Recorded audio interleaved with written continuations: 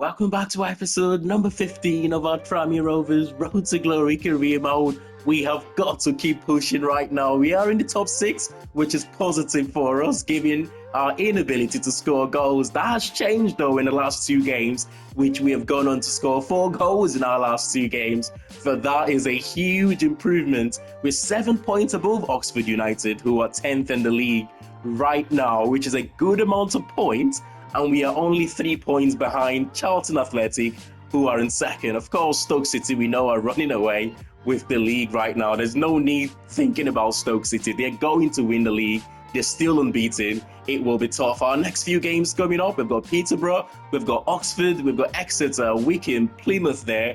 That is in the FA Cup now. It's in the BSM Trophy against Plymouth. What I'm just going to do quickly, though, is sort out a contract for, I believe, Henry, just before going into our first game against Peterborough. Much more difficult than I anticipated in terms of contract extension. He's refused 5k in signing on bonus. We've bumped that up to 10k.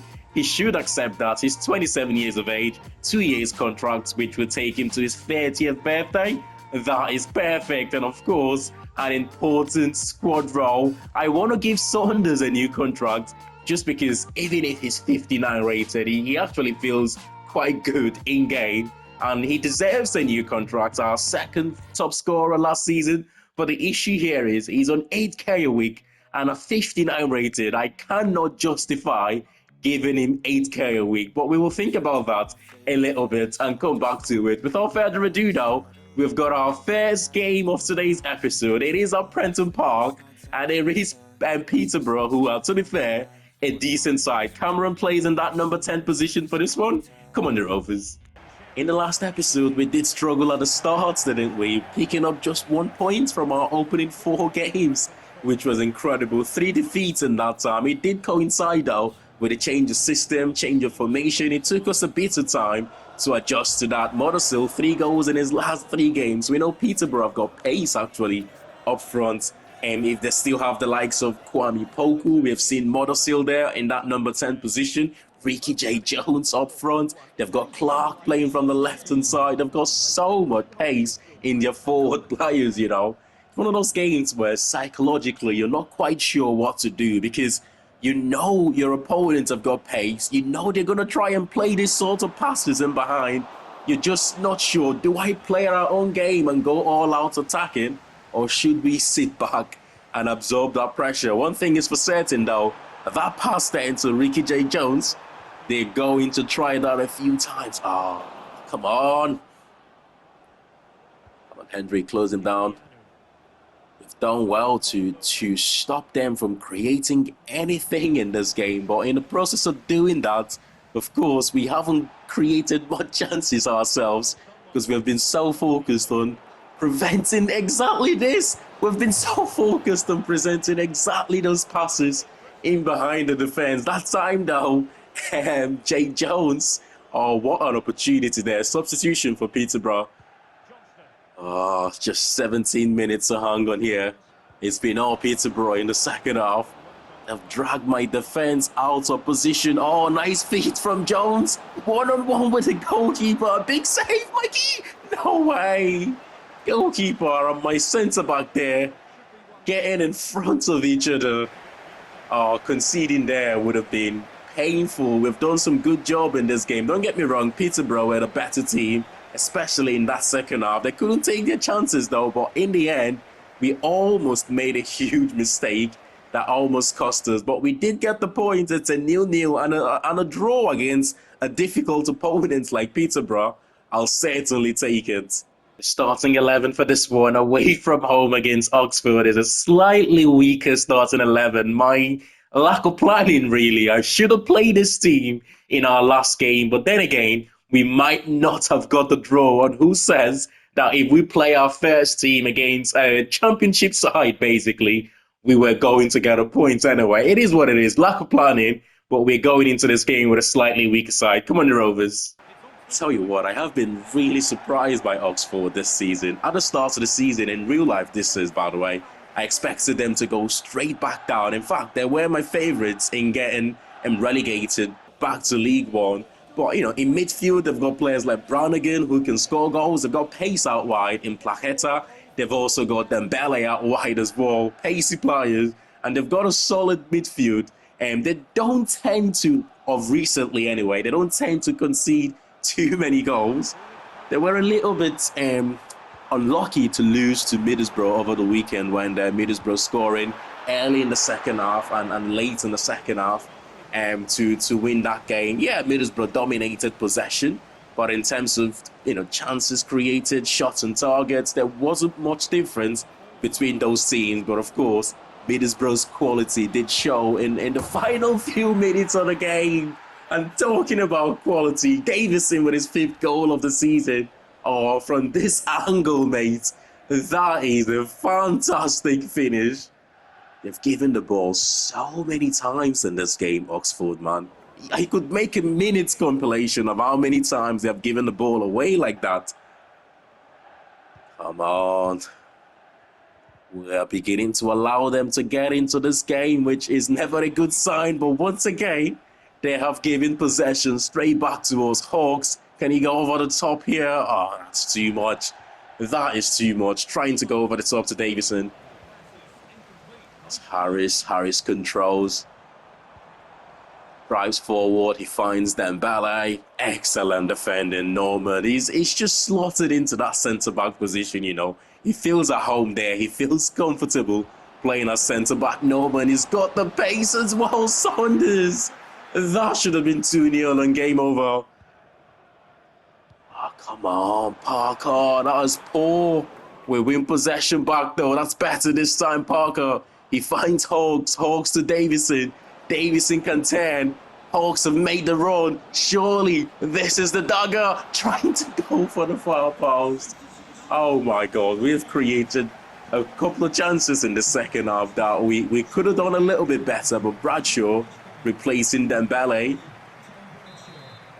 What are we going to do with the score now? Go short to Henry. Henry's going to go back to Hawks. Now cross to the far post. If we can get it right, but there's no one there. Drysdale surely is going to win the header, but he goes down. Oh my God, we already have Tom Davies injured. We cannot afford to lose another centre-back to injury. It doesn't look serious though. It hasn't taken him long to get up. We give possession away though, but we win it straight back. I hope it's not too serious, honestly. But Mary finds Henry. Henry over the top. Saunders. Saunders gets there first on his left foot. And he makes it 2-0. And that is the dagger. Game over. And once again, we have scored more than a goal in a game. Things are improving right now.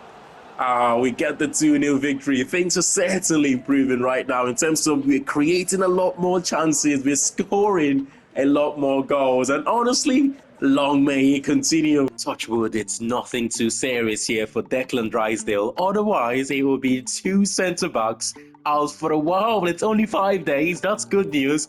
I was worried for the second day because we already have our captain, Tom Davies, who will be out for the next couple of months at least. He was out with a broken toe about a month ago. So 2 months left in that injury from a possible 3. But good news there, Declan Drysdale, it's nothing too serious. But the January transfer window will be open straight after our away fixture here against Exeter. In terms of the league table, we're still in the top 5. We're still 3 points behind Charlton Athletic. So things haven't changed that much. And actually, I saw Wycombe Wanderers won against Stoke City. And that means Stoke City have finally got their first defeat of the season. It only took them 23 games, long enough. But that's an excellent victory there for Wycombe Wanderers. I mean, 3-1 victory away from home. That is a big result for them, And up next is 4th from bottom, Exeter. The Greshams have struggled a little bit this season. Well, a little bit. They're 4th bottom. That says it all. They don't score too many goals. They concede a lot of goals. And hence, they are 4th from bottom. In terms of not scoring too many goals, not much difference from us, to be honest. We don't score too many goals ourselves. But that is improving in our last 4 or 5 games, I want to say. We're creating more chances. We're scoring a lot more goals. I mean, the system, the new formation is certainly beginning to pay off. And defensively, we're not worse either. So we have improved defensively, and we have still kept that defensive solidity. Out wide to O'Connor. Lee O'Connor, who skips past his man.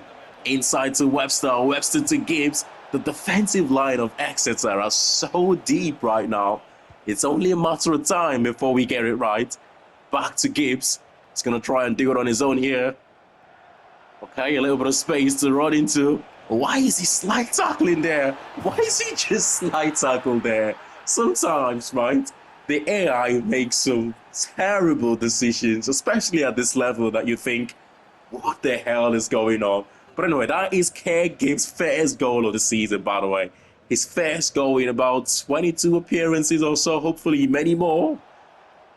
He's been by far our most creative player, you know, Kerr Gibbs. When he doesn't start, we struggle to score goals, especially. You know, not that I don't want him to start games. Sometimes he's so young, you have to, you know, put him in and out of the team. And his stamina is not the best, which means he struggles to play every game. But Cameron makes his second there, and it's 2-0 for us. One more maybe just before the end. Kerr Gibbs, who is absolutely knackered right now and on a yellow card. Plays it back to Mary. Mary out wide to Patrick. Patrick back to Mary. This could be a fantastic goal. The build up to this. Oh, Taylor! Taylor! Why did that fall on his right foot?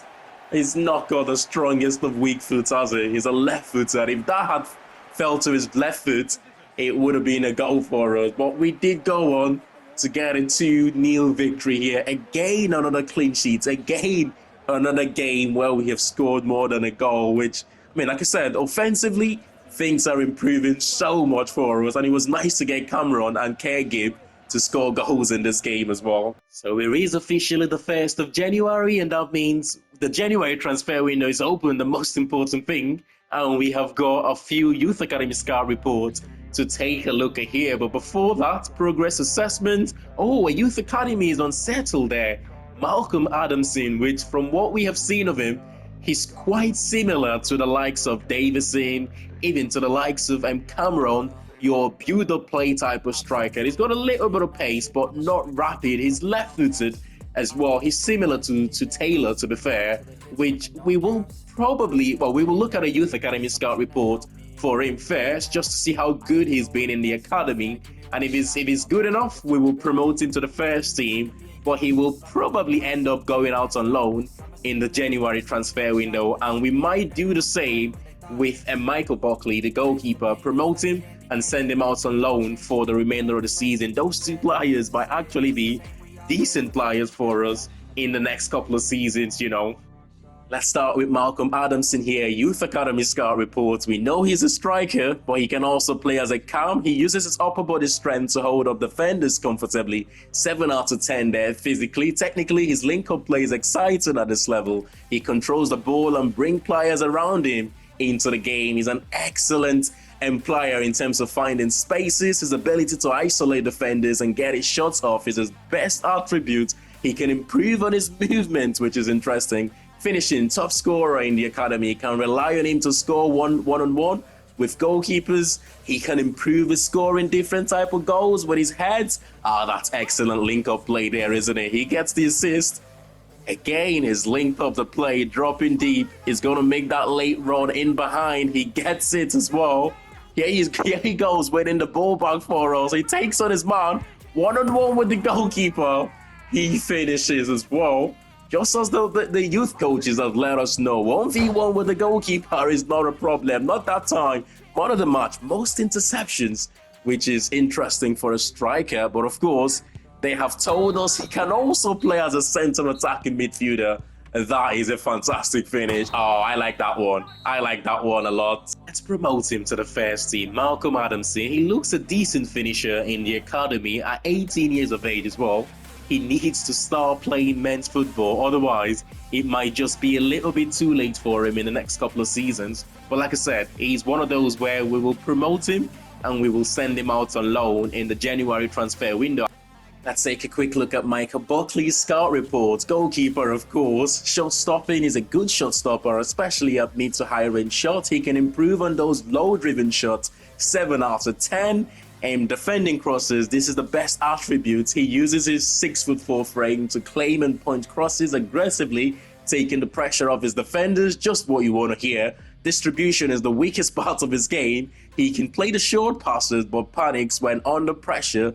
His mid to long range passes needs improvement. 1v1, he makes himself big, comes out of his line to close the distance, to make those saves, making it difficult for the opponent. A little bit too much on the pass, but he finds his man comfortable there, comfortable save. Again, he doesn't go short into the centre backs. He plays it into the midfielders instead, but that's those low-driven shots to his left or right-hand side that he struggles with.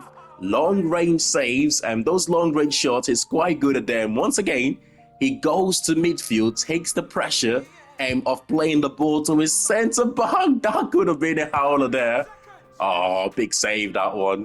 Tell you what, he looks really comfortable, you know. Certainly, we will promote him. I'll do exactly the same here for Michael Buckley, who again looks a really good goalkeeper in the youth academy, as we have seen with the scout report, but he'll probably end up going out on loan. We've got McGee as our first choice. He might just be too good to be a backup to McGee, being 60 rated, almost 61 rated, and he's got a decent potential there. So a loan move to improve from now to the end of the season might just be best for him. And as we always do, a new boots and new gloves for Michael Buckley. We can't see the gloves because he's got his hands behind his back at the moment. Exactly the same as Adamson. He gets the number 29 shirts, new boots for him as well. I mean, one thing that I like the most about the youth academy players that we have promoted to the first team, you look at Michael Buckley, Arthur Stewart, who have been really good in the first team. Kay Gibb, exactly the same. He's been excellent in the first team, scoring in our last game. And you've got Adamson. All four players, none of them have a potential status at the moment. So no showing great potential, no exciting prospects, no has potential to be special. But hopefully with dynamic potential in the future, they would go on to have that. But at the moment, no potential status, which makes sense, of course, at this level. But let's take a look at our Youth Academy Scout report then for January for our 3 scouts here in England. We will continue scouting Aaron Humphries. The potential looks good, and Barton has joined Barnsley there. We will also continue scouting Bobby Davis, and we will get rid of the rest of them. So Bobby Davis and Aaron Humphries, we will continue scouting both of them. And in Northern Ireland, we will continue scouting Mike Kilpatrick. We will get rid of Gavin McKenna, though. I don't think he's going to make it, so let's get rid of him. And finally, we've got the Welsh lads here. We will get rid of Charlie Rees. We will continue scouting Adam Cook.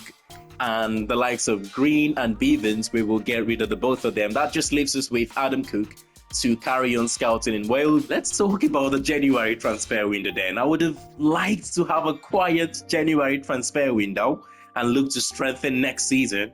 But given the fact that we are in the top 3 right now, which was a little bit unexpected at the start of the season, we are only 3 points behind Charlton and we are 4 points behind Stoke City, who are having a little bit of a wobble right now. Results haven't gotten their way in the last 3. We have an opportunity here to truly push for the top 2, and if we do strengthen, we do have a squad good enough to have a to put up a good fight against the likes of Barnsley, Wycombe, Peterborough, whoever finishes in that top 6, to have a chance of qualifying through the playoffs. It makes sense to strengthen the team a little bit, doesn't it? It makes sense really to strengthen the team, to give us that second half push this season. I want to try and bring in a striker, but that's dependent on sending out Adamson and Taylor, both players out on loan, and we will bring a striker if that happens. And I want to also bring in a centre-back, but that again depends on getting an offer for Declan Drysdale. If we get an offer for Declan Drysdale, we will try and bring in a centre-back in this January transfer window. We've got the money to do that. Money is not the problem. We have barely spent any of our transfer budgets from the summer. We got up almost £5 million. We've spent about £1.5 million on that, off that rather. But this is a big January transfer window, We are at home here at Prenton Park to Wycombe Wanderers, who are having a really good season actually. They're 5th in the league and only 1 point separating both teams going into this game. We're third in the league and they're fifth in the league, but only 1 point is the difference. The last 5 games, they have got 3 wins, 1 draw, and 1 defeat. Of course, ending Stoke City's unbeaten run in the process as well. You can see why though. They've got some, good tidy players in that team. I mean, I repeat this again. When you play against teams that have got pace going forward, psychologically, it just hinders. Although you don't think about it that way, exactly the same thing happened against Peterborough. It almost stops you from playing your game because you know these players have got pace. You know they can get in behind your defense at any time. It just takes that little bit from your game. I don't know if it's just me or is this something that affects, other EA players? Let me know in the comments. But Udo drops deep to get hold of it. He finds Barkinson, oh, there was a space out wide for him to go into. But possession lost on the break here. Hawks were playing Davison, who was in a good run of form. 5 goals for him already this season. He's not going to score from there, though. What is he trying to do there? Was he trying to rainbow flick me? Was he honestly trying to rainbow flick me there? Oh my God, the disrespect, man. But look at this. Barkinson will win possession back only to give it straight back to them. No! What a chance. The biggest chance of the game so far. And it's fell for Wycombe Wanderers 88 minutes into the game. Surely it's going to be a point shared for both teams now. It is a point shared, 0-0, not many chances created. Wycombe had the best opportunity, but he came in the 88th minute there. I mean, one of those games, isn't he? One of those games, but we will take the points. This is awful. The game have said this in a way where you have to play players that are on loan at your club. You have to pretty much play them every game. Otherwise, they're going to terminate that loan. He's played a lot of games for us, Matt Ritchie. To recall him for lack of game time, yes, in the last 5 games, he's only played 1 or 2 coming off the bench. But over the course of the season, he's played a lot of games for us. And to recall him just like that is absolutely terrible. It leaves us a little bit short in midfield, but I think we can manage without bringing in a centre midfielder. I think we can all agree that the Pilgrims have been perhaps the most disappointing team this season in the league, that is. This is not the league though. This is the BSM Trophy, and I'm sure they would love to win it. It will almost sort of mask out their poor performance in the league. Hopefully it doesn't start from here, because ourselves, we want to win this competition. They've got some good players in that team, the likes of Adam Randall in midfield. They've got Bundu and Baidu out wide. They've got Hardy, their striker up front. Oh, come on, the Rovers. Man, there are a lot of teams who have, been relegated from a higher league, and then they have dropped down and they've really struggled. Think about Luton Town. Last season, relegated from the Premier League in real life, of course. Good save there from McGee, by the way. I felt I should give that one a shout out, and he comes out to claim the cross as well. He'll set us up on the counter attack. But think about Luton Town. They did not have a bad season in the Premier League. Everyone expected them to get relegated, but no one expected them to be that close to staying up. But look at them this season. They're really struggling in the Championship. And Taylor puts up one up here on the break. Fantastic counter-attack in there from us. And he was never going to miss. He's saying to me right now, please don't loan me out. We've got to make the hard decisions though, haven't we? We have got to make the tough decisions sometimes. How is that not a free kick? Kwasi finds Hardy. Hardy goes for it. But McGee once again makes a big save for us. But how is that not a free kick though? How is that one not a free kick? It's come a little bit too late there. It took a few seconds with the animations before they finally made the change. But it is Callum Wright coming on to replace, is it Obeta who is replaced? Oh, we've done well to defend the initial situation. But a big chance again there. And that's it. We get the 1-0 victory. Plymouth had a few decent chances of their own, but couldn't take it. We scored quite early in the game with a counter-attacking situation as well. Other than that, we didn't really create too many chances, but it's a cup game. The most important thing is that you progress to the next round, and we have done so here. It's a season-long loan for Michael Buckley to your Gordon, the Swedish side, I believe, for the remainder of the season. He's already valued at 550k, by the way. One of our most valued player in the first team at the moment. But hopefully, it's a successful short loan for him, and we will have him back at the start of next season. Let's play one more game here then to finish today's episode at home, Prenton Park, against 19th place Wimbledon, who are actually in a good run of results right now. And they are unbeaten in their last 5. Their last 3 games, though, have ended up in draws. So you put your bets on right now.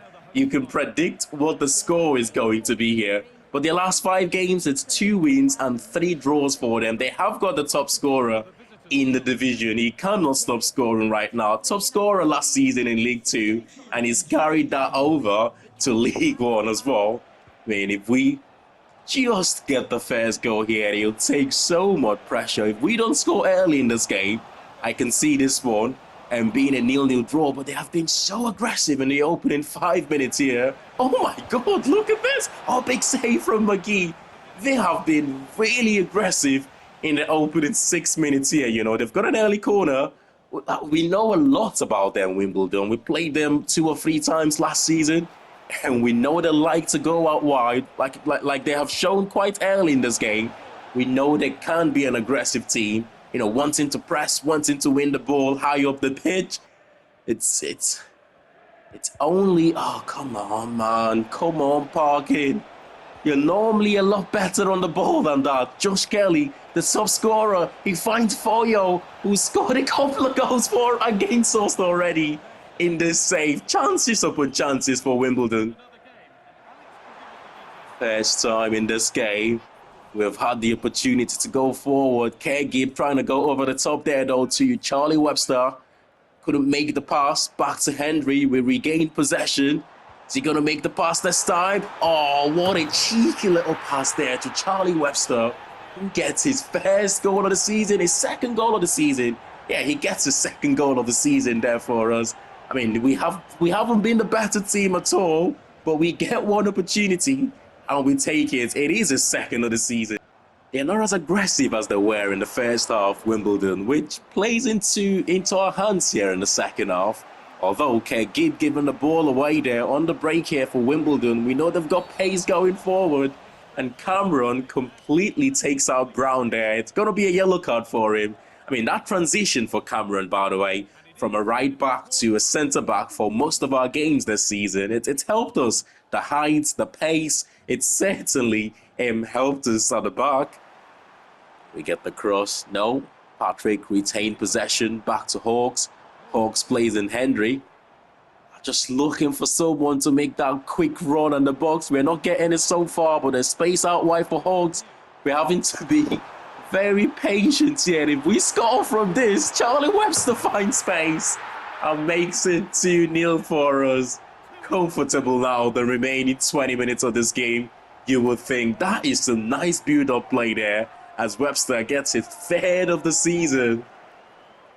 They struggled. I don't want to say struggle. It's not. I don't want to say midfielders struggle to score goals because it's not there to score goals. I tell you what, though, one of the players that this new system has benefited is certainly Charlie Webster. He's more of a number 10 than a box-to-box midfielder, isn't he? We could make it one more here. 3-0 on the cards. Patrick. Oh, surely. Oh, trying to place it to the far corner there, but it's a big save. It looks like we might just keep the clean sheet here, you know. One last opportunity for Wimbledon. 88-minute play, 2 minutes to go. No. Oh, come on. Cameron is being caught ball watching there. And Drysdale, I believe, it was a centre-back that was easily turned there. It's a good finish, though. It's a good finish from a really tight angle here, Tilly. The goalkeeper came out, but it still somehow played it through the keeper. That's it. It's a 2-1 victory for us. I felt like we were good enough to keep the clean sheet in this game, but you can't always keep the clean sheet. Once again, we score more than a goal. I keep on saying this. It feels like Christmas for us every time we score more than a goal in a game. and it's happening more often now for us. We will get a confirmation. Malcolm Adamson joins Paderborn, I believe the German division or the Bundesliga, the second division of the German team. And we've got Sam Taylor there joining Cluj as well. So that is the two strikers that we wanted to send out on loan, Adamson and Taylor. We have managed to do that, and that means we can go on to bring in a striker now. Stoke City, maybe I was wrong. I said at the start of this episode that we should not be worried about Stoke City because I don't see them losing too many games and I see them going on to win the league comfortably, but it's not looking like that. They have struggled in their last 4 games, only winning 1 out of their last 4, and that means we have got new league leaders there. But anyway, Josh Taylor, 17 goals in 26 appearances. He's smashing it right now in League One. He's carried that form from League Two where he was the top scorer as well. You've got Cameron there on 8 goals in the top 15 still. Let's take a look at assists. You've got John Jules on 9 assists. You've got Fiore, the likes of Mullin in there as well. Do we have any player in the top 15? No, we don't. But McGee leads the way in terms of clean sheets. Smash a like on the video, and I will see you all in the next one. Thanks for watching.